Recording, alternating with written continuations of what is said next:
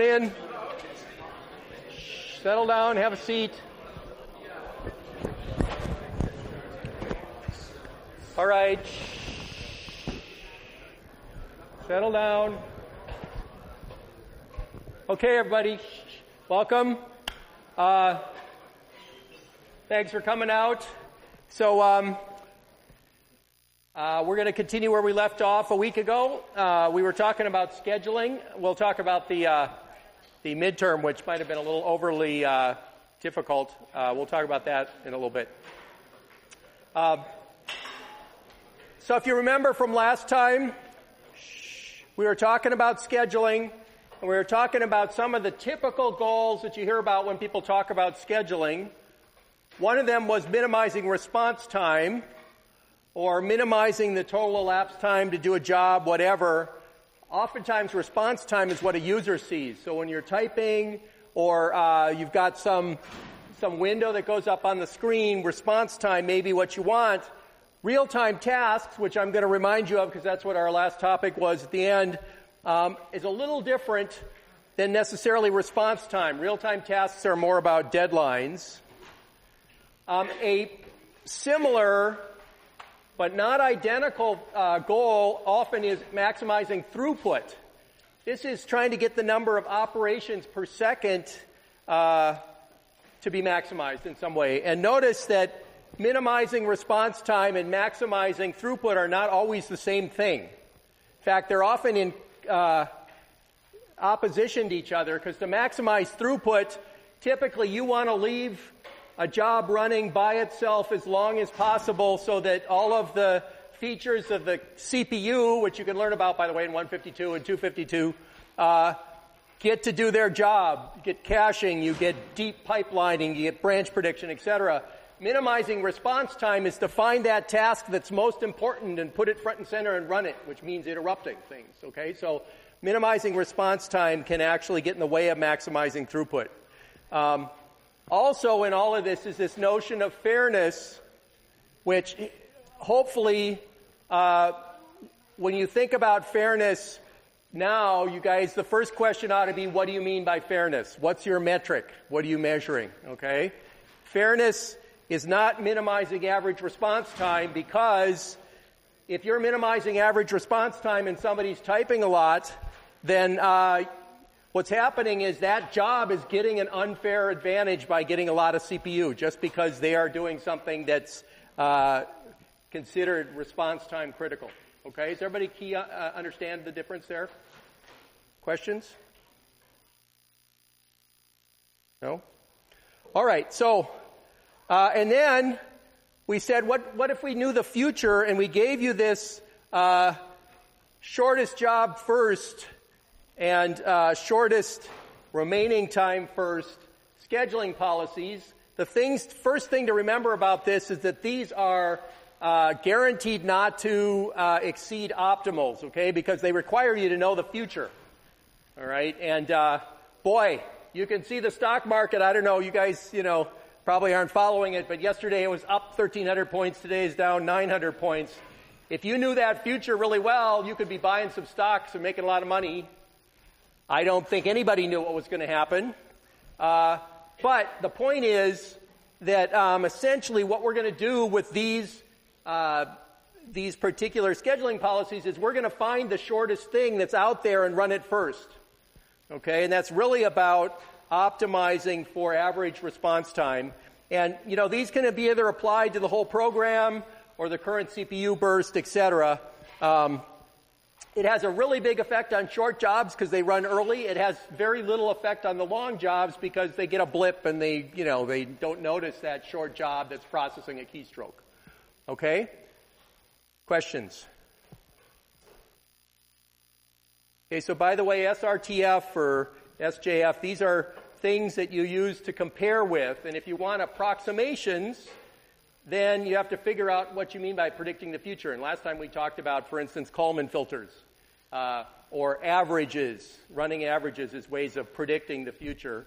We also talked about this multi-level feedback scheduling idea, which has a place in many operating systems still. And the idea there is that I'm going to have many queues with different priorities. The ones at the top have high priority and short quantums, and the ones at the bottom have lower priority, and maybe they're FIFO queues, whatever. And what I'm going to do is come up with some way to move things from the top to the bottom if they're running for a long time, and from the bottom to the top if they're not running for a long time. And as a result, I get an approximation of the future behavior. So this is kind of like a shortest remaining time first approximation. Okay, and where this gets a little crazy is the heuristics for when you move from one queue to another. Get pretty tricky. But any questions on this? Good. All right. So, where we were last Tuesday was we were talking about real-time scheduling, and I just wanted to make sure that the things I was saying there kind of sunk in. So, in real-time scheduling, your goals are different. I would say if you're not trying to schedule for real-time and you just got a regular operating system that has some users and some long-term tasks, the things we've been talking about work in terms of trying to make everything as fast as possible, either fastest time or best throughput, whatever. Real-time scheduling is not about that. Real-time scheduling is about predictability. So if it takes you longer to do something, but it's more predictable, that's good, right? So predictability is like the metric of choice when we come to real-time scheduling. And think about this. Real-time scheduling is typically applied to things that interact with the real world, where when we apply an event and some event comes in and we want some other event to go out and it's got to meet the constraints of reality, there's a delay there that we need to have predictable. We need to know that that's not going to be an hour after you press your brakes, okay, on the car. You've already sort of gone off the cliff, right? So in conventional systems, we're worried about throughput or latency orientation. Real-time is about predictability. And I did tell you about hard and soft real-time. So hard real-time is the deadlines need to be enforced, and they need to occur absolutely. Because if a deadline's missed, something really bad happens, okay? So you have real-time processing in cars. You have real-time processing in things in the hospital. You have real-time processing in a lot of cases with hard real-time guarantees. Soft real-time, as I mentioned last time, soft is like hard but softer, right? So the thing about soft real-time is that you're really talking about making sure that you meet the deadlines with high probability, but missing a deadline's not a disaster event. So the best thing to think about, for instance, is you're watching a video. If you occasionally miss a frame or you occasionally miss a little bit of the audio, typically you can smooth over that and you don't notice the difference, okay? So humans aren't as, they don't notice as badly a missed deadline as long as there aren't too many of them, whereas in a hard real-time task, if the missed deadline causes a disaster event that kills a bunch of people, you would notice that, right? So that's the difference, hard and soft. And there are things that where people want to try to combine hard real-time and soft real-time together in the same processors. The reason you would do that is to minimize cost and go for a better, maybe overall system as a result.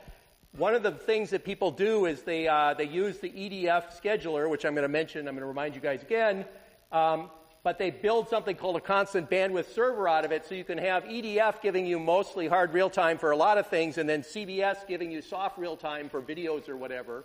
And so you can get both the multimedia stuff and the brakes in a car, for instance, out of that. Okay? Questions? Now, oftentimes in systems classes, you don't get a chance to talk about real-time scheduling, right? It doesn't often come up. It's all about faster, faster, faster, not predictable. Okay? And so the one model I gave you that's typically thought of in the real-time domain is this one. It's very simple. It says that we're going to assume for a moment that tasks come in. They have deadlines and computation times. So a deadline says after the task arrives, the deadline says how long until it has to be done. Okay, that's a deadline. The computation is, well, in order to get from here to there, I have to do this amount of computation. All right? And so typically, notice that the computation is not the whole time between now and the deadline, because if it were, it'd be impossible to do the task. But notice here, for instance, T1 arrives at the point where the arrow's up. It needs a certain amount of computation, and then the deadline is later, and I could slide that computation around anywhere and still meet the deadline. That's the model, the simple model. Okay?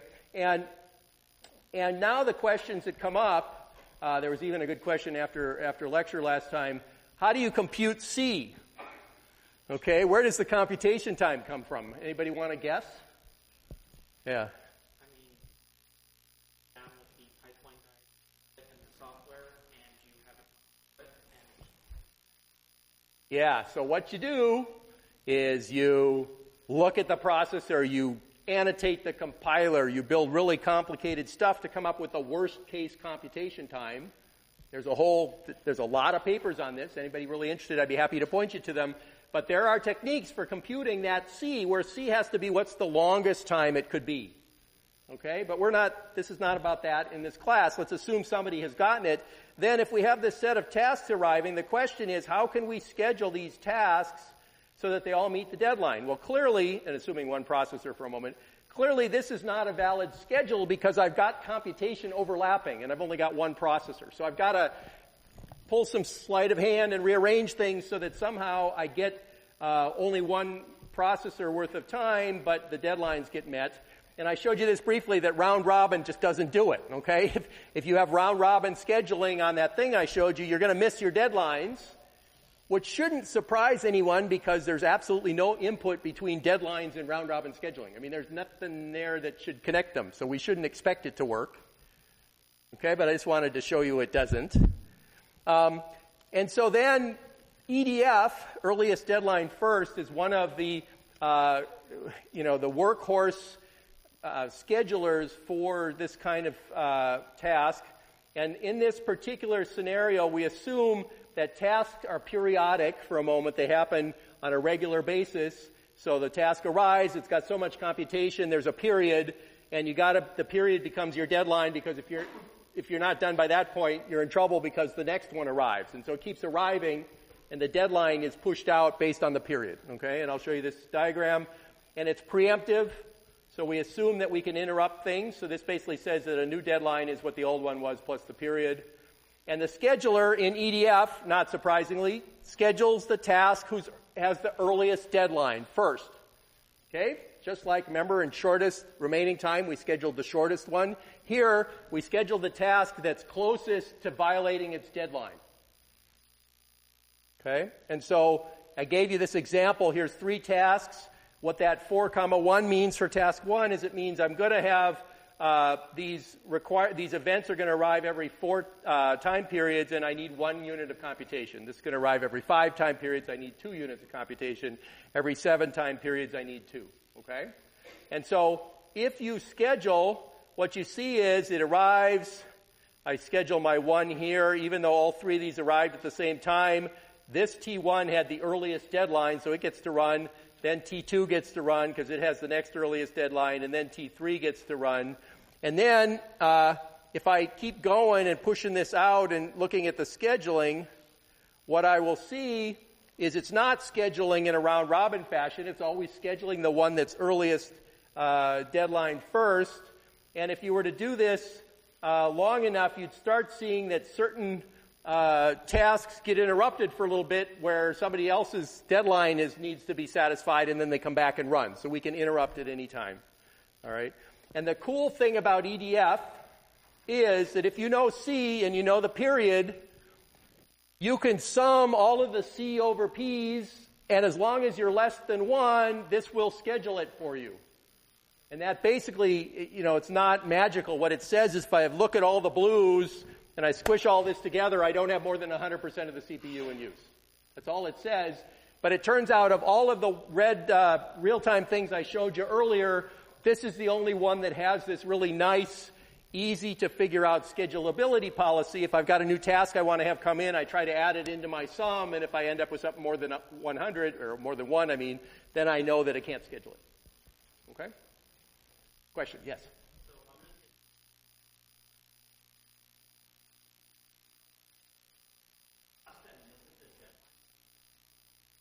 Yeah, so that's a great question. What happens when we miss a deadline? Okay, well, if it's a hard real-time task, car goes off the cliff. Okay, bad, right? If it's a soft real-time task, then what we would like to happen is to have it not impact anyone else somehow. And so basically, if you don't do anything, if you don't do anything and you just let that task be missed, what you know is the following. You know that you're trying to use up more than 100% of your CPU. And so it's never going to catch up. Okay, so if you just took this case and you came up with one with, say, a shorter period, like maybe I took this 7 down to 4, it would never catch up. And in fact, EDF, unfortunately, when it can't schedule, everything cascades and it's just game over. Okay? So the way that you would do this instead is you'd first off, let's suppose T1 and T2 are real-time tasks. I would make sure that I really knew what these C's were and that I knew them for sure. And then what that constant bandwidth server I mentioned was, I could say that this is leftover for soft real-time, and then what I do is whenever there's blue here, I just run whatever task I want. So I could, in fact, run round robin, but just inside the bottom blue, or whatever you want, and then I can make it do soft real-time kind of within that, and that's how I get CBS. Good. All right. Any other questions? Yeah.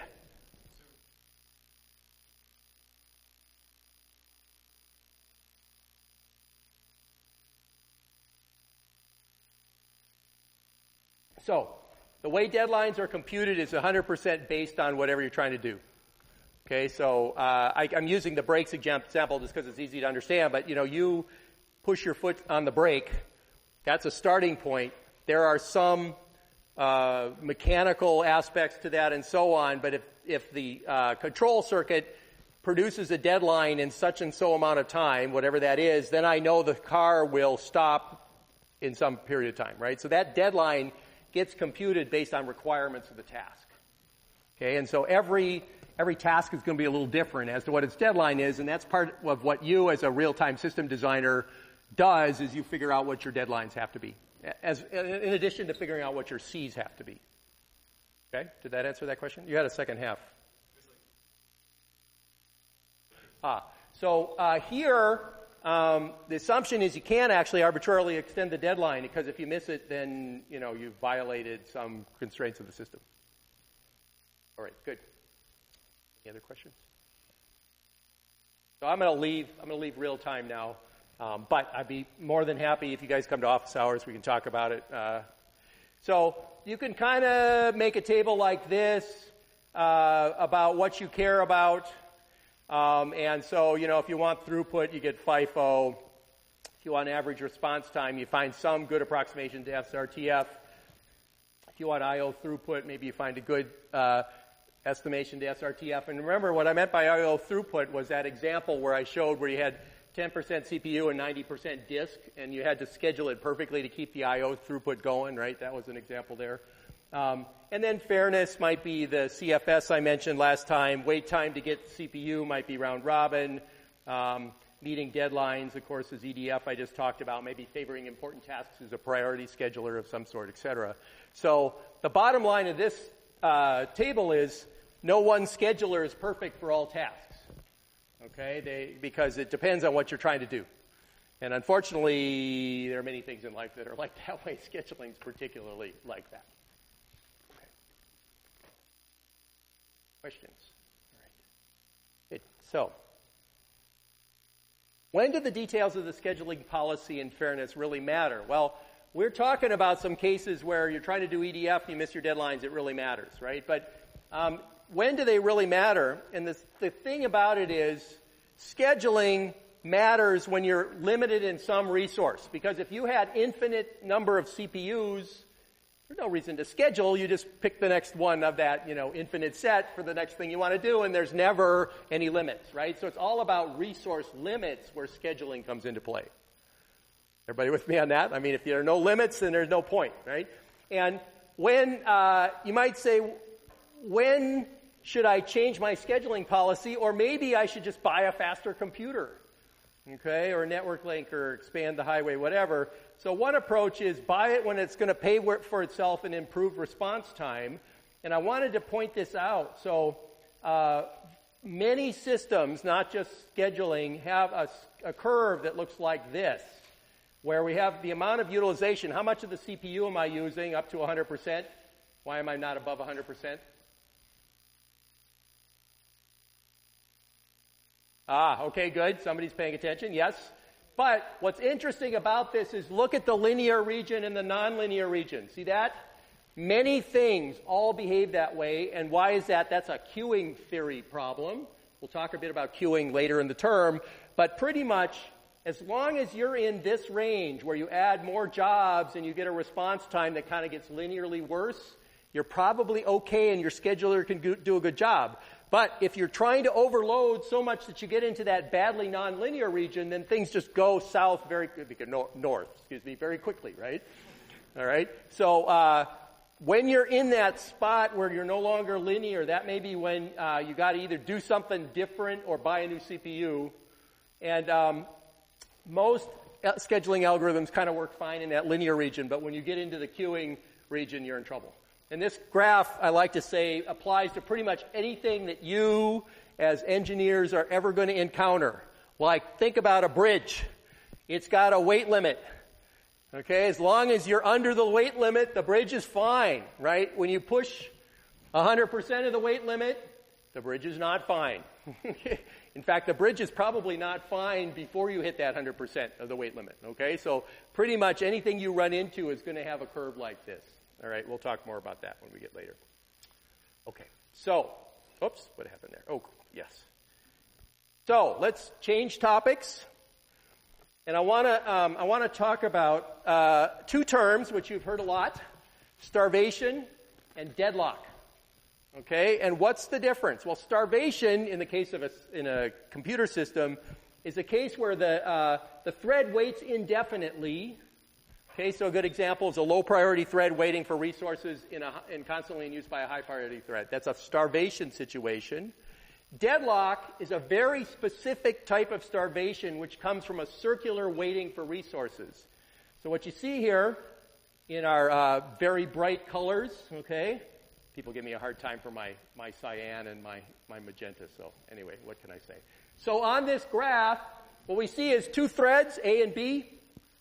And A is waiting for resource number 2, which is currently owned by thread B, and B is waiting for resource number 1, currently owned by thread A.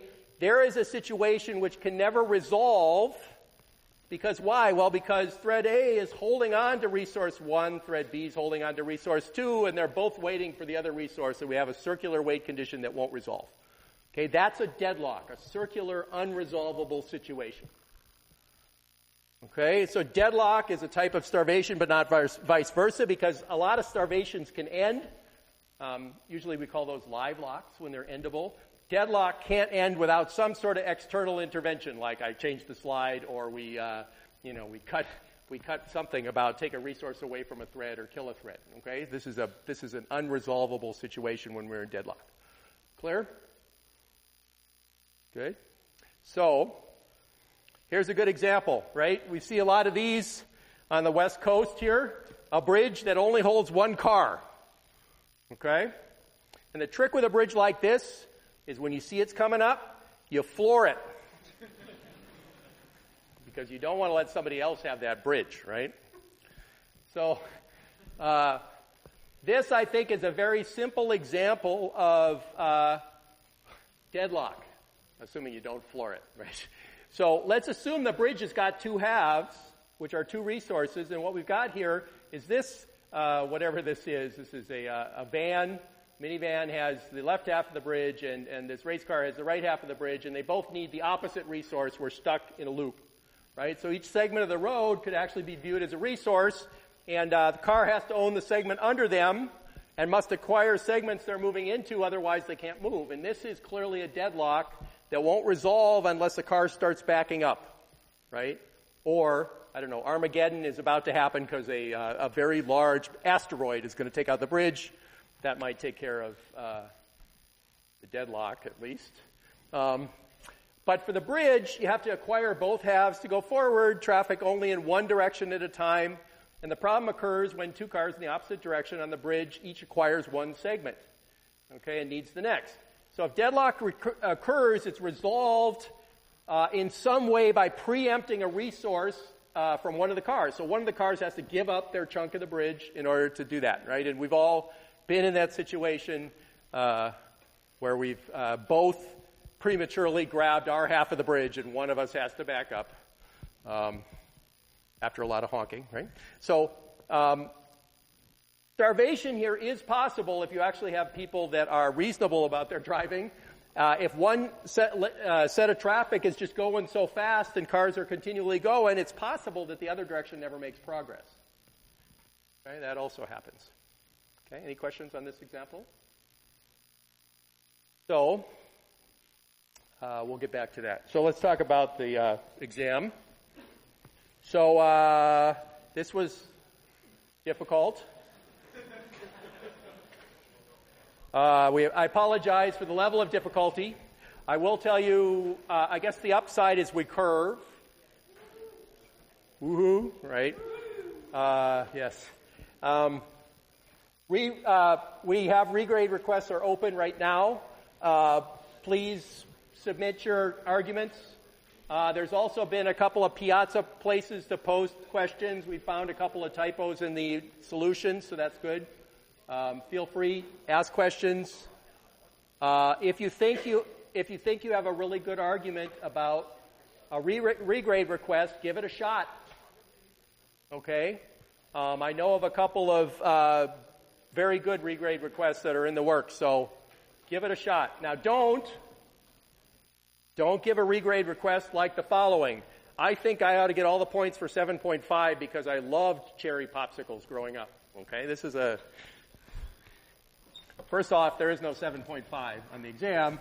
But second off, make sure you actually have a real argument. We have had a number of, I have been doing this long enough that I've seen a number of regrade requests that are basically, well, I misunderstood the problem, so you should give me the points. Not going to work. All right. How many people have seen the solutions? Okay, good. Hopefully they're pretty self-explanatory, but obviously ask your TA or me if you don't understand something, and maybe you'll find another bug. Who knows? All right. The other thing, sorry, I have no animation here. So project 1's due today. The other thing that's due in the next day or so is peer evaluations. There's been a bunch of discussion on this on the Piazza, and I wanted to say something about it. So there's a peer evaluation form that was posted and mailed out. These are required. We want every group member to do this. And what they are is a way for us to evaluate how you're doing as a group. Okay? And the thing that's important, which a lot of people got wrong the first time around, is you're not evaluating yourself under any circumstances. What you're doing is you're given 20 points per group member. So if there's 3 other group members in your 4-person group, you get 60 points that you're giving to them, and they will give points to you. All right? And what this does is it lets us get an idea of what the dynamics are, and you're distributing these points in a way that adds up to the total. So for instance, in the case of 60, you could give 22, 22, 16, which is basically saying something about, well, partner 3 is not helping much, and you're going to say something about that in the notes. Now, if all of you are very happy with each other and you all give each other 20 points, that's fine. That's great. That's an okay thing to do. Okay? If you really can't stand the way the color of the hat of one of your partners, and so you give them 0 and you give all the other points, that's not okay. Okay, that's not a valid reason, and that's why we don't just take these scores raw. What we do is there are important input, including TA input on how things are going and is there conflict and whatever, okay? This is just a metric. Everything is scaled and normalized and regurgitated in 12 different ways, all right? Are there any questions? So, do not give yourself points. Do you see that at the bottom here? Okay. We will go under the assumption that you're not an unbiased evaluator of your group behavior. Yes? What if the group only has like 3 people? If the group only has 3 people, then 2 times 20 is 40, and you get to give 40 points to your other 2 members. Okay? It's 20 points per member. Okay, so let me try that again. If there are only 2 people in your group, I hope we don't have any of those, you get 20 points to give to that other. Well, that one doesn't help much, right? Yes.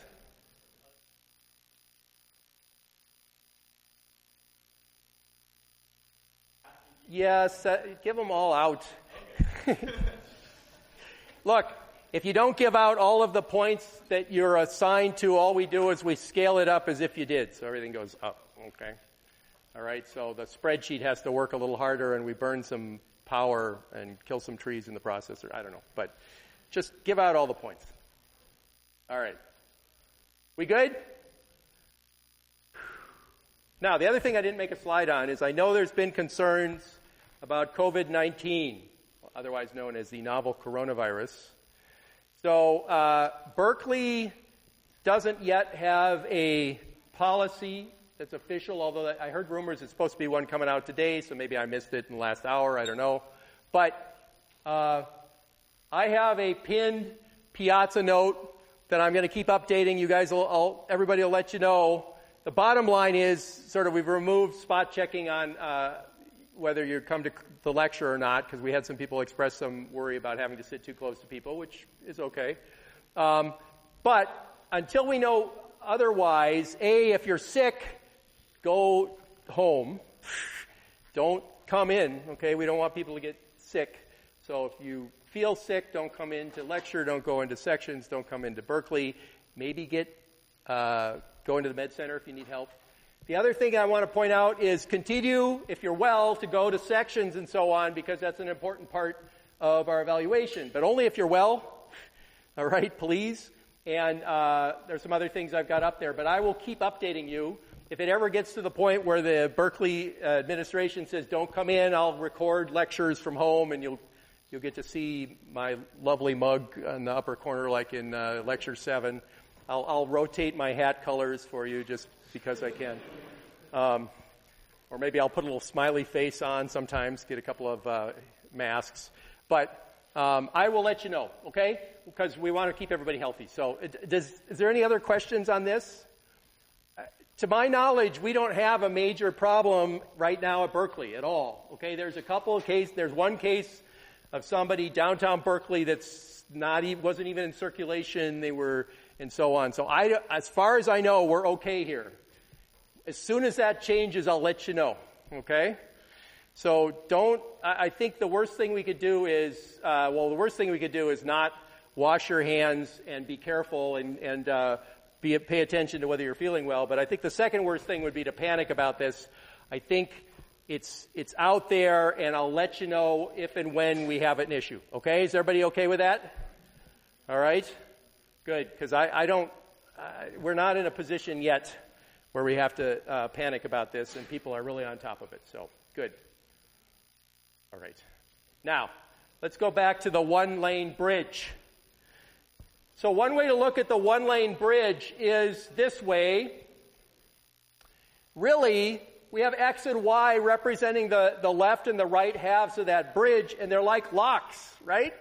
Because when I allocate a chunk of the bridge, I have a lock on that part of the bridge. And so you could say, look, this is really an issue with 2 threads or 2 cars, and they're allocating the locks in the opposite order. So one car tries to get X and then Y, and the other car tries to get Y then X. All right? And believe it or not, this is bad. Okay, but it's bad sometimes, which is worse, right? There's nothing worse than something that deadlocks sometimes. Okay, and let's look at this. Here's the unlucky case. Okay, that minivan-y thing gets one half, and the sports car gets the other half. By the way, there was no comment on cars in that statement. And now what happens? So A's got X, and B has got Y. And now A tries to get Y. What happens? You sleep, right? Because it's a lock. And what happens when B tries to get X? You sleep. This is a lock. And now, in fact, if we were to look at the rest of the code, it's like unreachable code. Doesn't even matter what it is, right? It could say compute the rest of pi or, E or whatever your favorite number is. It wouldn't matter. And this is a great example of a deadlock because there's no way to resolve this without somehow reaching in and revoking one of those locks from one of those threads. And I'll tell you, you guys are hopefully starting to get sophisticated enough to realize that if a thread has a lock and you go and you revoke it, you know that bad things are going to happen because that lock is supposedly there for some synchronization reason, right? So just reaching in and grabbing the lock away is not a valid solution for most things, okay? Now, the thing that's tricky about this is look at this. Here's the lucky case, right? There's a car, it manages to get all the way across the bridge before B comes in. Or actually maybe A manages to, two people get out of the minivan and they stand on the parts of the bridge, so they allocate the bridge. That might be more appropriate here. And then by the time B comes by, it can't actually get Y, so it goes to sleep. Thread A, now the car gets to go across the bridge, the people get back in the car, and they go, and then B gets to get the right half of the bridge and it goes forward. So here's a situation where the same code does not deadlock. Okay? So, yikes. Questions? Everybody got it? So, we got to be very careful with deadlock. We got to think through, is there a situation that we can get a deadlock cycle out of this, okay?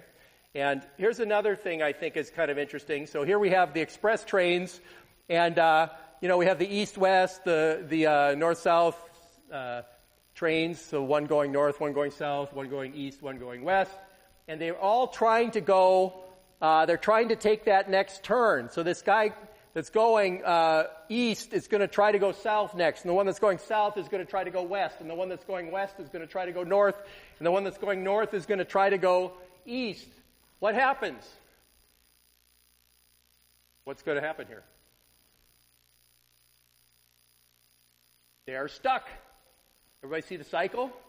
Right? Because there's this train needs to get onto this track, but that track is taken, and this train needs to go, and so on. So we actually have a cycle here, circular dependency, another deadlock.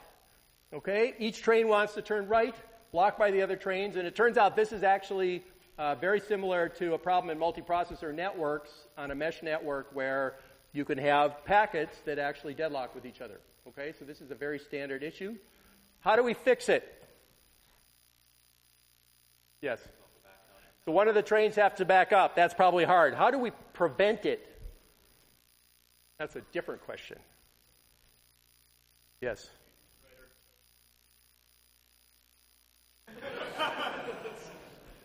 Well, I'll tell you, let's assume that these are commuters, and they really do have to go the way they want to go. So we have to actually do this, but how do we prevent it from deadlocking? Yeah.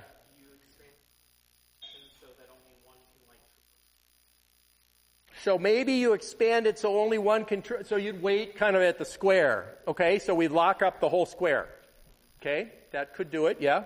We do like analytic analysis whenever you're using something. Okay, that's true. You could actually analyze it on the fly dynamically and see whether there's a dependency, yep. Yes? Add train signals. Wow, now that's a practical idea. That's good. Let's try something else. You guys, these are all good solutions. But what if, like a multiprocessor network, we assume there's actually a grid, okay? And what we say is we're going to fix the ordering of the channels so that the protocol is you always go east-west first and then north-south. So if you have to go somewhere, you always do your east-west thing and then you do your north-south thing, okay? And what that means is that we've actually disallowed. See those trains? So what we've disallowed is those two turns are no longer going to be tried. Why? Well, because this train is going north-south first and then east-west. So this particular arrow will never happen. Because what will happen instead is this train from wherever it started is going to do its east-west portion and then go north-south. Okay? Because we've disallowed those two turns. And as a result, it's impossible, and you can prove this, to ever get a cycle, because any cycle would actually involve these two turns, which can't happen because we've disallowed it. Okay, so this is really an example of ordering our channels, where we say, look, first east-west, then north-south. And as long as everybody orders their acquisition of channels in that order, then there won't be any deadlock. And by the way, there were a lot of multiprocessor networks in the 90s and early 2000s that did exactly that. Okay, they were called dimension order routers, and you do X, then Y, then Z. And as long as you did X, then Y, then Z, there was absolutely no deadlock. Okay, now, the downside of this, of course, is the utilization of the channels might be uneven. And so the problem with that X, then Y, then Z is that, yes, it prevents deadlock, but it might actually have poor performance.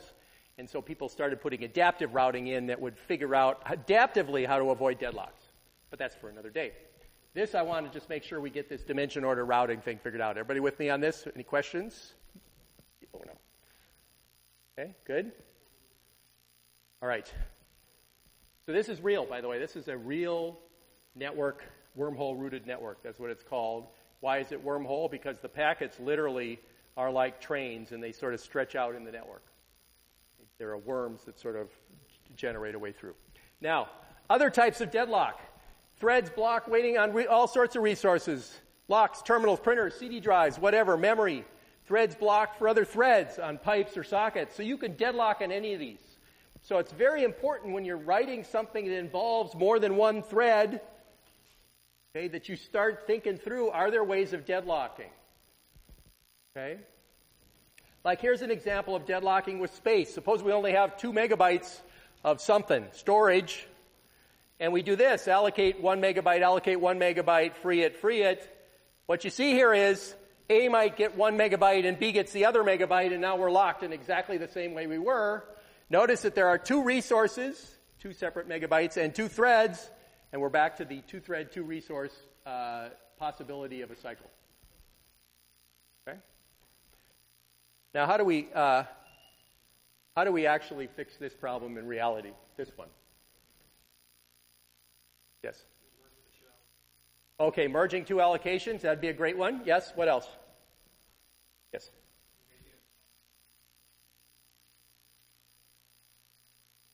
Okay. Good. You make it impossible to grab 1 megabyte if there's only one left. Very good. That's the end of the lecture. What else could you do? Yes, that's the banker's algorithm, in fact. Yes.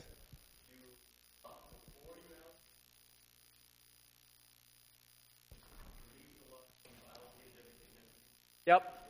So you could, there are many ways you could solve this. So that particular one of locking and releasing around it is turning 2 resources into 1 allocation, which is how we get out of the having 2 resources, 2 threads problem. Yes. The one I was kind of looking for is if you have virtual memory, then maybe you can make it look like there's an infinite amount of storage, so just allocating 2 megabytes is never going to block things up.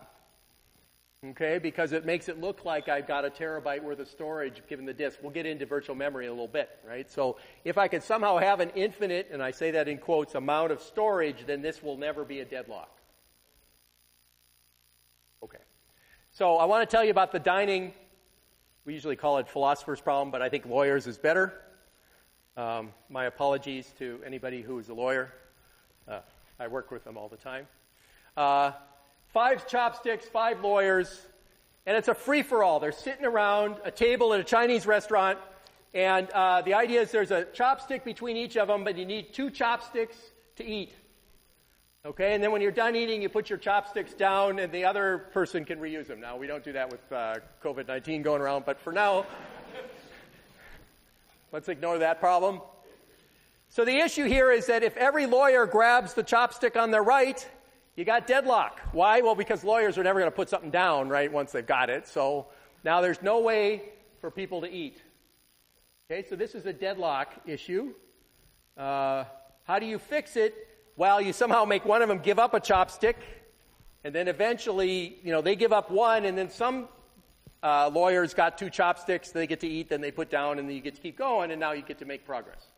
Okay, and those of you who eat regularly with chopsticks, get past the reuse the chopstick part, okay? So it's just an analogy here.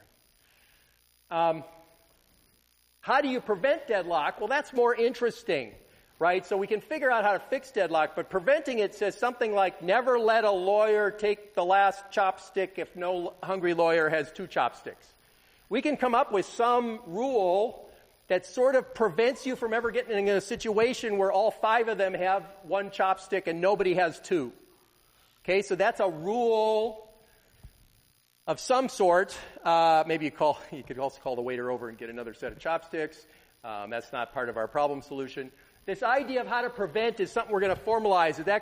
It's very easy once you know what you need to do. But you can start to figure out what it is. It's something about never let a lawyer grab the last chopstick if somebody can't eat because they don't have 2, okay? Right? Now, what are 4 requirements to get us into deadlock? We've been dancing around this all lecture. Well, one of them is mutual exclusion, which basically says only 1 thread at a time can use some resource. Now, that's not a big requirement, because if you think about it, what's a lock? A lock is a mutual exclusion idea, right? Only 1 thread can hold it. Or a resource like memory, only 1 thread can use it at a time. Or like the bridge, only 1 car can use a segment of the bridge. So that's mutual exclusion. Then you have to have hold and wait. This says that the thread holding at least 1 resource is waiting to acquire another one. That's holding 1 resource and waiting for another one. And it can't be possible to preempt. So if you can't preempt somebody who's got a resource after they've got it, that's called no preemption. So the only way that resources are released is voluntarily by the thread when they're done. A great example of this is I acquire a lock, and only I can release the lock. It's not possible for the operating system to reach in and grab the lock for me. That would be preemption, and that's going to be disallowed as a requirement. And the last one is that there is a cycle somewhere that has a set of waiting threads, T1 through Tn, where T1 is waiting for a resource held by T2, and T2 is waiting for one held by T3, and so on. Okay? If you don't have all 4 of these, you're not going to deadlock. Okay, and all the examples that you think about, even ones that are more complicated in a moment I'm going to show you, all have to have all 4 of these properties. Questions? Yeah.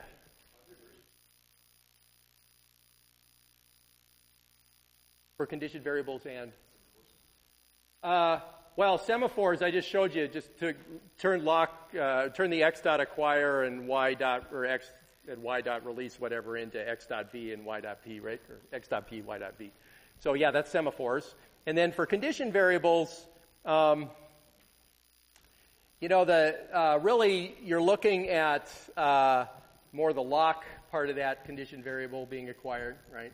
The way you can get into what I would technically call a live lock with condition variables is if you're sleeping and for some reason the thread never ever signals or broadcasts, no other thread does, then essentially it's not necessarily a deadlock unless the reason that's happening is there's a cycle, then that could be a deadlock. So I think it would be we'd have to look at each situation and say, does it have all 4 of these things? And it might. Good question. Anything else? Okay. So how do we detect deadlock? So let's start. So notice we have the possibility here. How do we detect it? And what we're going to do is we're going to have what we call a resource allocation graph. Looks like this. So basically, we have a set of threads, T1, T2, T3, whatever, and a set of resource types, R1, R2, R3. And notice that each resource type can have more than 1 copy of it. So here's an example of a resource where there's 3 of them. So this might be that example I showed you with 1 megabyte chunks of memory, and they're 3 megabytes total, and each of them can be individually allocated. That might be like this. This might be an example of a lock, where there's only 1 of them, and only 1 person can acquire it at a time. Okay? And so every thread uses a resource by requesting it, using it, releasing it. So why do I bring this up? Well, this is basically saying that when I have a resource, I've got exclusive use of it. Okay? just like with a lock. So what's an allocation graph? Well, it's very simple. It's partitioned into two types, a set of threads and a set of resources. And a request edge, if you have an edge from a thread to a resource, that says that the thread's waiting for the resource. And if you have an edge from a resource to a thread, that says that that thread owns that resource. Okay, so it's a very simple graph with those nodes and these edges. And I'll show you some examples in a second. So this is not complicated. Okay, this is just, graph theory 101. Okay, so here's an example. So the request edge, again, is a directed edge from a thread to a resource. Assignment edge is a directed edge from a resource to a T1. So here we have a simple example. We've got, 4 resources and 3 threads. And all we say here is, look, thread 1 owns R1. Okay? And, thread 1's asking for R1. Excuse me. Strike that off of the tape. So thread 1's asking for R1, but R1's owned by thread 2. Has everybody got that? And R3 has 2 individual pieces, one of which is owned by T1 and the other which is owned by T2. Okay? And then notice that T2 wants R2, but R2 is owned by T3, and R4 only has 3 pieces, only one of which is currently owned by thread 3. Okay? Now, is this in deadlock? How could I know that this is not a deadlock scenario? Okay, there's no cycle. Yes, that's correct. What else? So, immediately there's no cycle. We're good to go. Can anybody sort of talk me through how you would see that all of these threads can finish?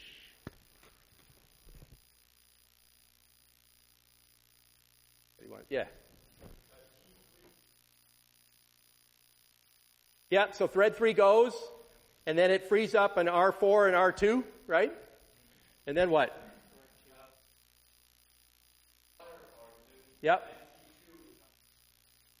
Yep, once it acquires, it finishes and gives R2 back. Okay? And now, since it gives R2 back and R1 and R3, and so once T2 is done, then T1 can get what it needs and just keeps going, right? So you can simulate in your brain walking this through to see that every thread can finish. Okay? We'll formalize that in a second. Here's a graph with a deadlock. Okay, and can you see the deadlock? Okay, look, here it is, like this, right? Okay, so there's kind of a couple of cycles, and this will not finish. If you were to walk your way through, you'd say, well, suppose I want T3 to finish. Well, it can't, it's waiting for this. Suppose I want T2 to finish. It can't. Suppose I want T1 to finish. It can't. So it turns out there's no way to make any progress on any of the threads, and this won't resolve itself, so this is a deadlock. Okay? And here has a cycle, but there's no deadlock. Okay? Contrary to popular knowledge and belief, just because you have a cycle doesn't mean you have a deadlock. Okay, and why is that? Well, this is going to require us to have resources that have more than one copy. But what you see here is T1 is waiting for R1, one of which is owned by T3, which is waiting for R2, one of which is owned by T1. So you say, oh, well, that was that cycle you told me about earlier, Kubi. But notice that T2 is basically can go and give a resource back, and now T1 can get that resource, and we can just finish. Okay, so this is not a deadlock cycle. It's just a cycle. Okay? Questions? So, we can turn this into a deadlock detection algorithm. So if all of our resources have only one copy, you just look for loops. Okay, so the only reason these are interesting here is because we have resources that have more than one dot inside of them. Then we have something more interesting. Okay, but if we don't have something more interesting, we just look for loops. But a more general detection algorithm looks just like this. Okay, so assume that we have vectors like this of free resources, requesting, and allocations. What this is if we have, in this case, we have 2 resources, there would be 2 numbers in each of these. So for instance, here in this graph, none of the resources are free, so we'd have a 0, 0 in free resources. If you look at, say, T1, what's T1 doing? It's asking for one R1. It's not asking for an R2, So if we're talking about the request 1, we're going to have a 1, 0 because we're asking for 1 R1 and 0 R2s. And as far as what we're allocated, well, T1 has got an R2, but no R1s, and so for allocation sub 1, we'd have a 0, 1. So this simple graph keeps track of how many resources are free, how many does each thread have requested, and how many do they have allocated already. Okay, and if we do that, then we can just build a really simple algorithm. You've seen this many times, where we say, well, what's available is what's free, and we put all the nodes in an unfinished set of some sort, and then we say do, and we go through, and all we're doing is that simulation we talked about earlier, where you say, is there any thread that can get enough free resources to finish? Yes, okay, finish it, put the resources back, and you do that over and over again, and when you're done, so that no thread can make any progress, as long as there aren't any threads left in the unfinished pot, then you don't have deadlock, and if there are any left in the unfinished pot, you do have deadlock. Okay, and this is just simulating. You guys already did this 2 slides ago. Okay, find the first thread, find the second thread, find the third thread. Stare at that for a second. In fact, we're going to take a break. You guys can stare at that. We'll come back and continue.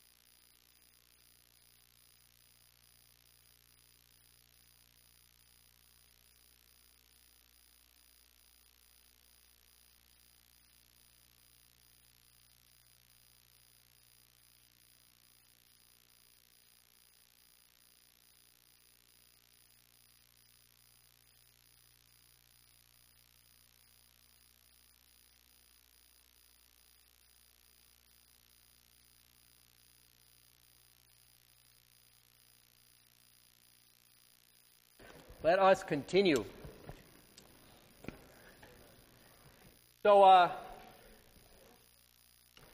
now that we have a deadlock detection algorithm, what this says basically is that we could run this on any scenario and figure out whether we're in deadlock or not. And so we can start asking ourselves, can we use that for something? But let's, and we'll get to that in a second, but let's ask a question of what do we do when we have deadlock? So there's kind of 4 possible approaches here to deadlock, okay? Approach number 1 is preventing it from happening.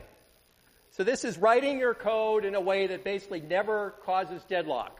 And we've already come up with some examples of that, like pick an ordering of locks that's not going to have a cycle with it. Okay? Or don't share resources. If you never share resources, there will never be a cycle. Okay? Because there will be no hold and wait. All right? Deadlock recovery is another option which says, well, I got deadlock, let's fix it. Okay? Now, deadlock recovery is a little bit dangerous, let's say, because if you take a lock away from somebody, you probably get incorrect behavior. So you got to be very careful about ways that you recover from deadlock, and we'll talk about some in a moment. Deadlock avoidance is another interesting option, which basically says that we're going to delay all of the resource requests in a way that prevents us from ever getting into deadlock. Okay, so what's the difference between prevention and avoidance? Prevention says the code can never get into deadlock just by design, whereas avoidance says, yes, it could, but we're going to dynamically sort of work our way around the path so that it never does. And I'll tell you how that works in a moment. And then finally, we can be deadlock deniers. Okay? This is good in today's political climate, all right? We can deny deadlock. And however, now you might laugh, you should. However, most operating systems fall into that category. This is an optimistic view of what modern Unices might do. Make sure the system doesn't deadlock, but don't worry about applications. Okay, we call this the ostrich algorithm. Okay, which is, well, I don't see anything, and if it deadlocks, what do? You reboot. Okay, and I would say that a lot of early versions of Unix got into deadlock all the time, and the only way out was rebooting. And probably a bunch of your operating systems still have this problem, and the only way out is rebooting. Okay? So, I don't know whether this is a way of dealing with deadlock or not, but I just like putting deadlock denial up there. So let's talk about preventing deadlock, though. So we already talked about one option, which is you make the illusion of infinite resources. Now, virtual memory is a great example of that. I like to say, well, imagine the Bay Bridge with 12,000 lanes. You'll never wait, right? Because there's always a lane for free. Or infinite disk space. Now, we're awfully close to the infinite disk space idea, because if you can get 100 terabyte SSD drive, which is available, by the way, in a 3.5-inch form factor for $50,000. That's 100 terabytes is pretty close to infinite, and if you're allocating resources, maybe you're never going to get into deadlock over disk allocations, right? Because that's a lot. And what are we doing there? Well, we're preventing holding and waiting, right? Because we're never waiting for a resource. Okay? Or we don't share any resources. As long as there's no sharing, you can never get a cycle. Why? Because the only way you run into problems is if two threads are interested in the same resource. If you're never sharing resources, there is no cycle. Right? Not very realistic. The other is don't allow waiting. Now, this is surprisingly common in a lot of scenarios. This is where the phone network often works. You try to make a phone call. If you ever get a busy signal, which you don't too much anymore, how many people have ever called on a cell phone and gotten a busy signal when they know the phone on the other end is not busy? Anybody ever had that happen to them? Occasionally. That's actually a situation where there's not enough resources to make a circuit, and they bounce you back with a busy signal, and what do they assume? That you're going to keep retrying. Okay, so that is the way you avoid deadlock is you don't allow waiting. And so basically the network doesn't wait. It pushes it back on you, and you have to retry it. All right? It's actually the technique used in Ethernet. So Ethernet we'll talk about a little later in the term, but basically you can have an Ethernet link with several different transmitters on it. It's not as common anymore. And if they both try to speak at the same time, rather than deadlocking, what happens is you back off and retry randomly, and you get to go forward. Okay, so that's, again, avoiding deadlock by basically retrying. Okay? Now, there's some cases where it's inefficient. So you imagine driving to San Francisco, and the moment you hit a traffic jam, you go back and restart. That would not be a good way of using resources. All right, so here, I said this already, but I decided to put the slide up again. This is the idea of virtually infinite resources, right? If I have virtual memory with that 100 terabyte disk, and I can give the illusion of 100 terabytes of storage, maybe allocating a couple of 1 megabyte chunks individually will never deadlock because I have infinite resources, right? So that's kind of virtual memory. Another option to prevent deadlock is all the threads have to ask for everything at the beginning. So they say, I have these 5 things I need, please give them to me, and the scheduler only lets them run when all 5 are available. Again, you're not going to get into deadlock because you don't have that situation where the thread has one of the things they need and they're waiting for another one. I've just eliminated the cycle, right? Like, for instance, in the dining lawyer's case, I asked for both chopsticks at the same time. That might be a way to get around this. Another is forcing all the threads to request resources in a particular order. So if you always ask for if you always do x.acquire, then y.acquire, then z.acquire, there we have what I called dimension order routing earlier. You're never going to get a deadlock because, think about that, you can't get a cycle. Any cycle would involve somebody allocating a later resource before their earlier resource. You do that. This is a proof you could come up with. Try to come up with a cycle using x.acquire, y.acquire, z.acquire having to be in that order, and you'd see that there's absolutely no way to get in a deadlock. And that would be, here's a couple of versions now. So instead of the top version, if you ask for both of them at the same time, you're not going to deadlock. And then here's the one, this was actually brought up earlier. You could put a lock around your acquisitions. So Z, until you get Z, then you can't acquire your resources. This will never deadlock for you, right?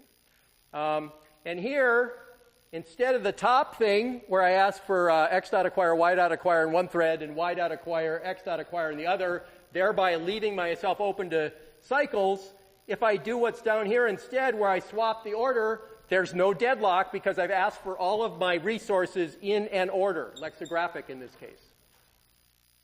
Okay? So these are all options for preventing deadlock by design. So no deadlock by design. Almost sounds like a theme for a meme. No deadlock by design, right? What about releasing? Does it matter what order things are released in? No, right? We showed you that earlier, right? Earlier in the term, where it doesn't matter what you release them on. We did that with the queuing and Coke machine example. Okay, questions? Now, again, the wormhole-rooted network I showed you earlier, this is another example of the no deadlock by design meme because we said we always allocate the x direction, then the y direction, never y and then x. So we disallowed these two guys, and therefore you can't get a cycle. Okay? Good? Now, how can we recover from deadlock? So, again, this is fraught with danger, okay, in a couple of instances. So, terminate a thread, okay, force it to give up resources. So, I don't know, in the bridge example, Godzilla picks up one of the cars and throws it down, and now the other one can go, okay? Now, yes, the deadlock is gone, but the other car is, down below. That's not a particularly great example. Maybe you hold one of the dining lawyers in contempt and take him away in handcuffs. Yeah, okay, maybe that takes care of the problem there. But notice it's not always possible to terminate a thread and force it to give up resources because you can actually end up with incorrect behavior. I also like to think of the terminate the thread in the case of deadlock as a good example of having to reboot the system because you got deadlock. Okay, now you're terminating all the threads and losing everything you were doing. So if you try to preempt resources without killing off a thread, that's even worse because typically the thread that you're not killing off but taking away some of its resources has a whole bunch of semantic assumptions in where it is in the code. I grab this lock, and therefore those shared variables are safe. But now you sort of took a lock away from it, and now I think it's safe, but some other thread came in, and I've got a mess. right? So this is probably not great. This option, rolling back, that's a good option, okay? A lot of database systems essentially have the ability with transactions to basically go back to an earlier consistent state when a deadlock happens. You just roll back. One of the threads rolls back to an earlier state and you start over, and now you make progress, okay? And in fact, how many people here have taken database class? Okay? So I'm sure they talked about deadlock detection and rollback. Okay? That is like a thing. Okay? That's a meme in the database case. All right? So that's an okay one. Now, many operating systems do something else. So here's an example. We just brought this up earlier about the infinite space version. And instead, you could say, well, what if I talk about those 1 megabyte in physical memory as being requirements, and what I do by preempting them is I use virtual memory, topic at the very end and probably next time, to push these out to disk and bring them back in to run. What I've done is I've temporarily preempted and then brought them back without losing any of the state. In that instance, I might be able to get out of deadlock, where the deadlock now involves around physical memory. Okay. So, last topic here is how do we avoid deadlock? So when a thread requests a resource, the OS checks if it would cause a deadlock. If not, grants the resource right away. If so, it waits for other threads to release resources. This is almost right. Almost. Okay, so this idea that somebody's checking, am I going to get a deadlock by granting this resource? No. Okay, granted. All right, this is almost right. So if you look, here's an example why this isn't quite right. So thread A and B, nobody has any locks. A grabs X. Why? Because it's not a deadlock, right? B grabs Y. Is that a deadlock? Not yet. Right? Because there's no deadlock there. Now, A is trying to grab Y. Is that going to be a deadlock? Maybe. But the problem is that what I just set up there is at this point, it's too late. We're already toast. Okay, so by the time we recognize we're about to enter deadlock in this scenario, it's too late. We can't fix it. Okay, so we got to do something a little bit more sophisticated. All right, and to do that, we're going to have 3 states we're going to talk about. So a safe state is one in which the system can safely delay. Oh yeah, question.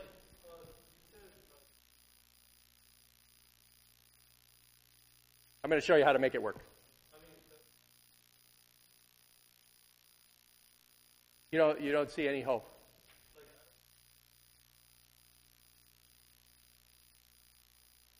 I'm going to tell you how to fix it.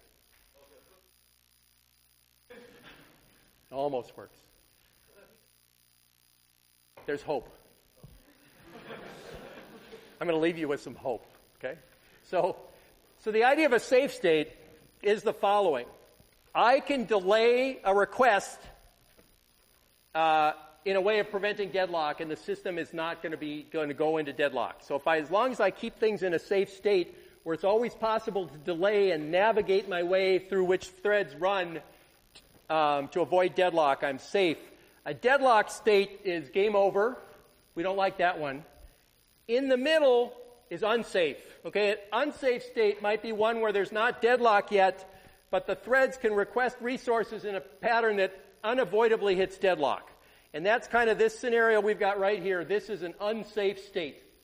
Actually, maybe I'd say this is already an unsafe state, right? Because at this point, thread A requesting Y, basically we're now toast. Okay, we're in the beginnings of the end. Okay? So, what do we do? So deadlock avoidance, by the way, considers unsafe bad as well. So what we want to do is continue to stay in safe state. So the idea is when a thread requests a resource, the OS checks not if it would result in deadlock, but are we in an unsafe state? And if we aren't going to go into an unsafe state, we grant the resource right away, but if so, we wait for the other threads to release resources.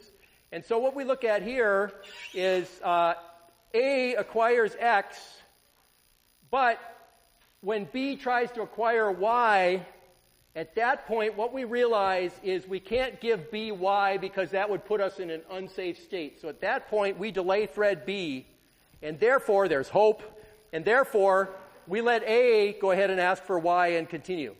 So what we're going to do is we want to recognize at this point that B should not be granted Y, but should be stalled at this point. And if we can do that, then A will be able to finish, and then B will be able to finish, and we're not in deadlock. Okay, is everybody with me on where we're trying to go with this? Okay, now, go ahead.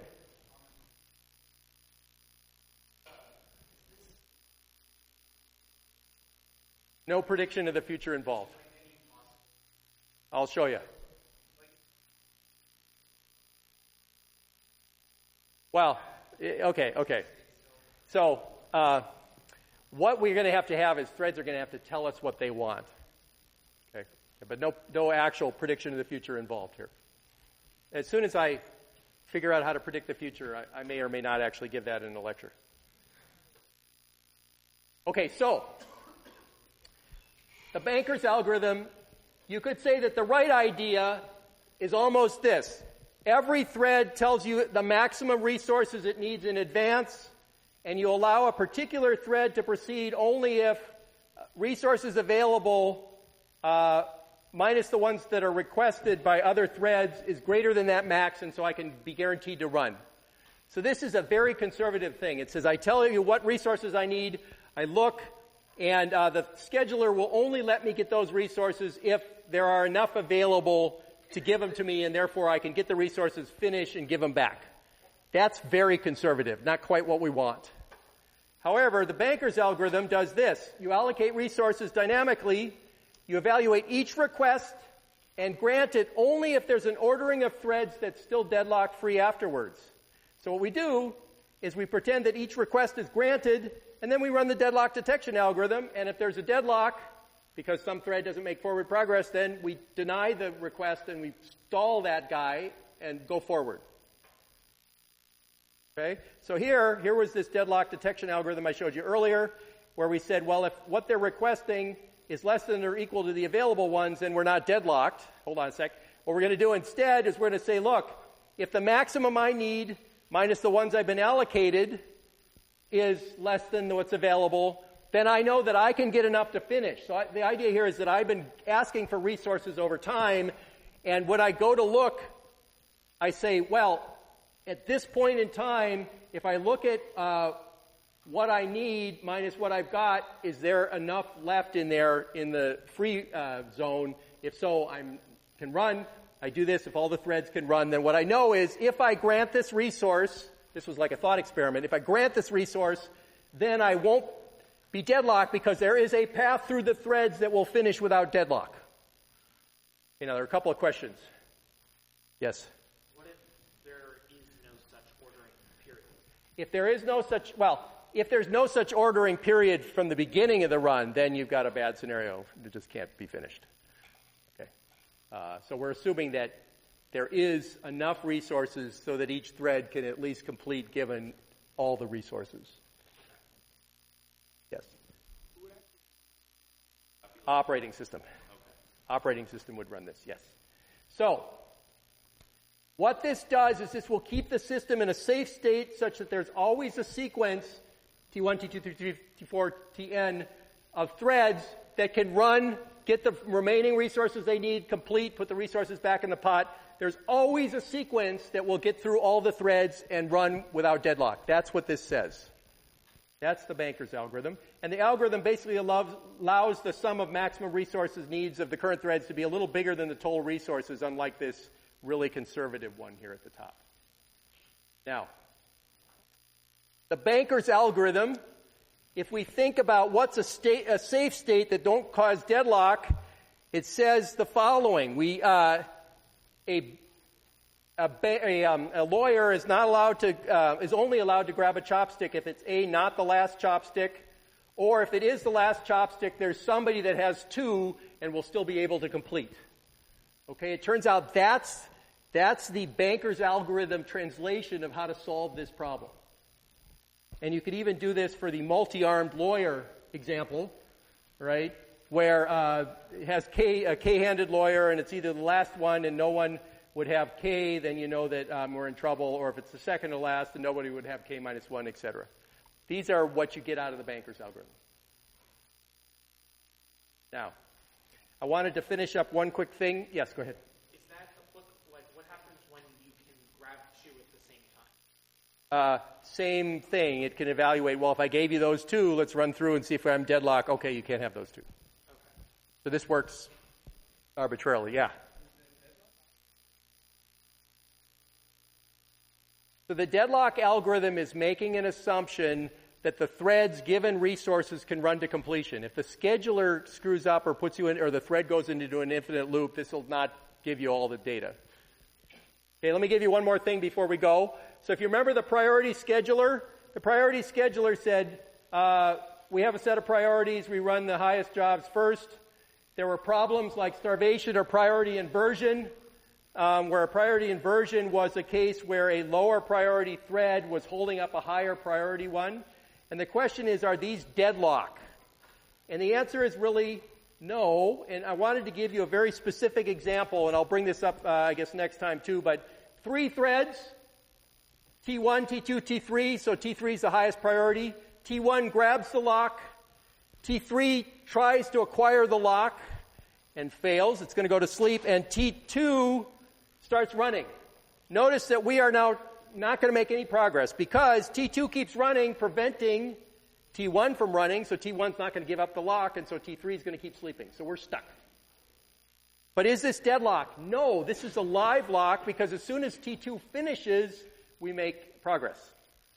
Okay? But there's something called priority donation, which will help us much quicker, and the idea is very simple, that when a higher priority thread's about to sleep, it says, oh, is the lock I'm sleeping on held by somebody at low priority? Oh, okay, I'm going to give him my priority. Therefore, the low priority lock holder runs at high priority for a little while, releases the lock, goes back, and I make sure that T3 gets to go. Or TA basically runs until the lock released, and then TB gets to go. This is priority donation. The high priority guy donates to the lower one long enough to let the lock get released. Okay? And basically that helps in this scenario because